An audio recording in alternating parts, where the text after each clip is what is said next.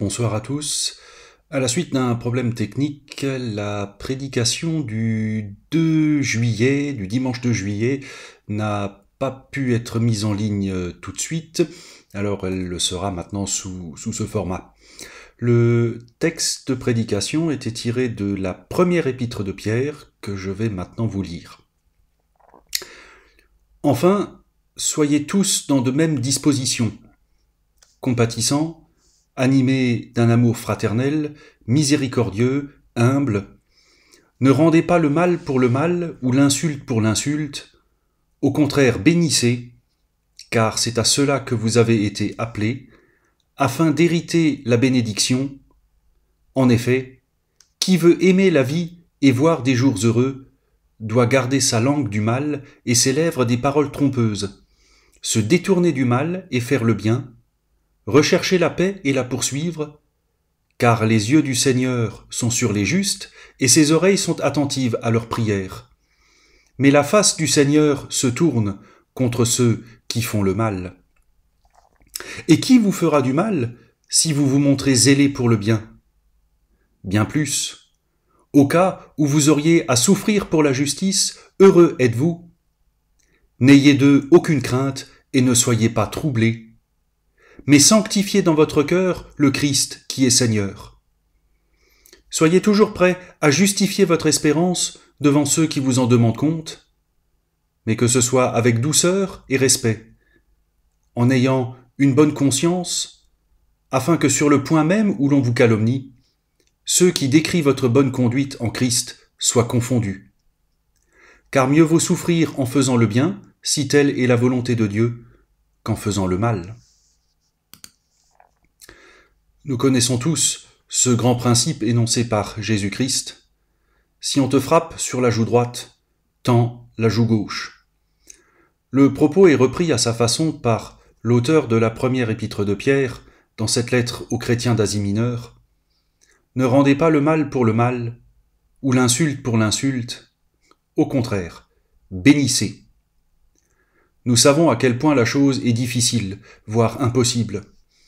Je pense à une ancienne confirmante qui racontait que, lorsqu'elle postait quelque chose sur les réseaux sociaux, elle avait régulièrement droit à une série de commentaires désobligeants, des attaques personnelles, quand il ne s'agit pas purement et simplement d'attaques sexistes ou de propos sous la ceinture. Alors combien de fois devant la bêtise des autres, nous sommes-nous déjà dit qu'il y a des baffes qui se perdent? Et je ne parle même pas de la situation qui agitait dernièrement les banlieues et parfois même les centres-villes.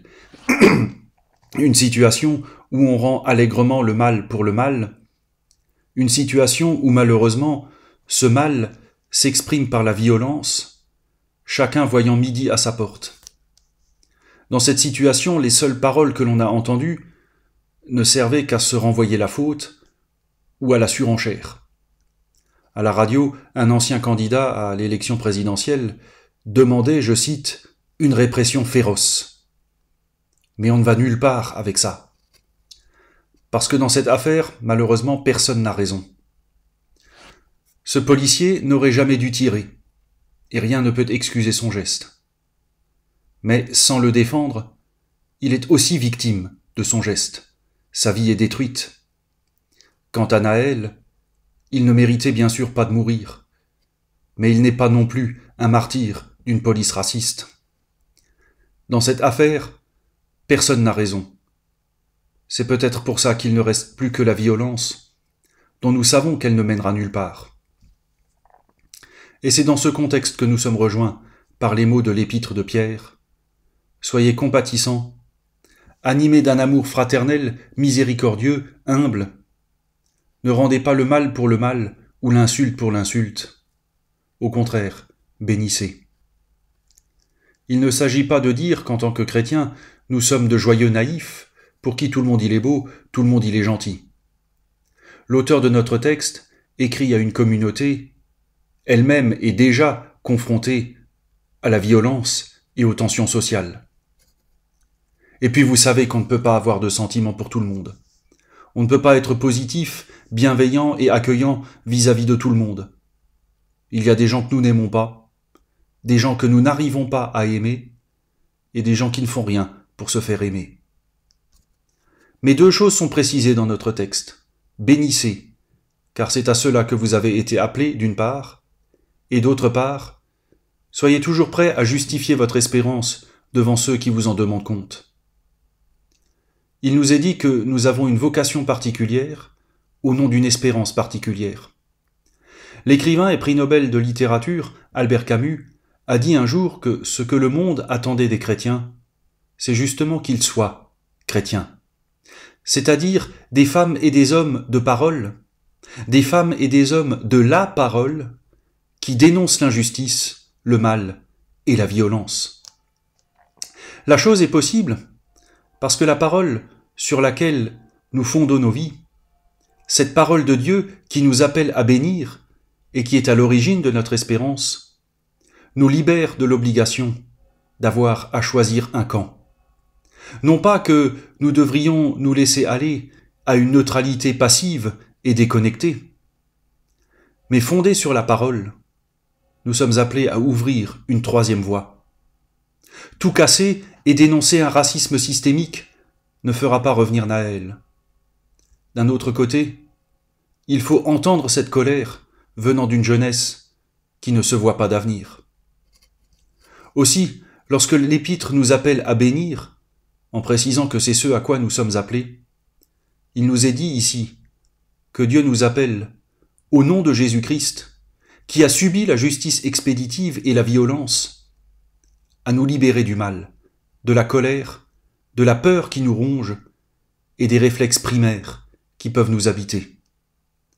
Nous n'avons pas à choisir un camp, mais à ouvrir une nouvelle voie pour dénoncer la violence, mettre des mots MOTS sur les mots MAUX, car tendre l'autre joue n'est pas un acte de faiblesse ou de soumission, c'est désamorcer une violence, peut-être inconsciente d'elle-même.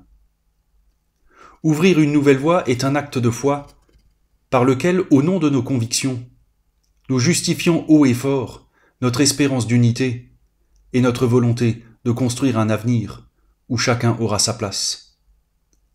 Soyez toujours compatissants, animés d'un amour fraternel, ajoute notre texte. Ça veut dire portez-vous les uns les autres, et même plus, souffrez les uns avec les autres. Nous le savons, quand un membre souffre, tout le corps souffre. Ouvrir cette troisième voie est un travail d'Église et relève de la mission de l'Église.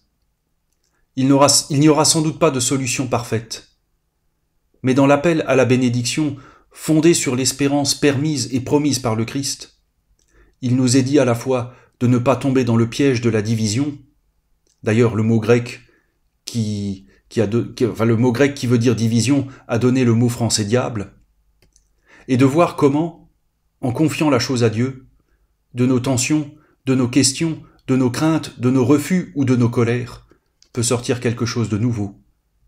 Amen.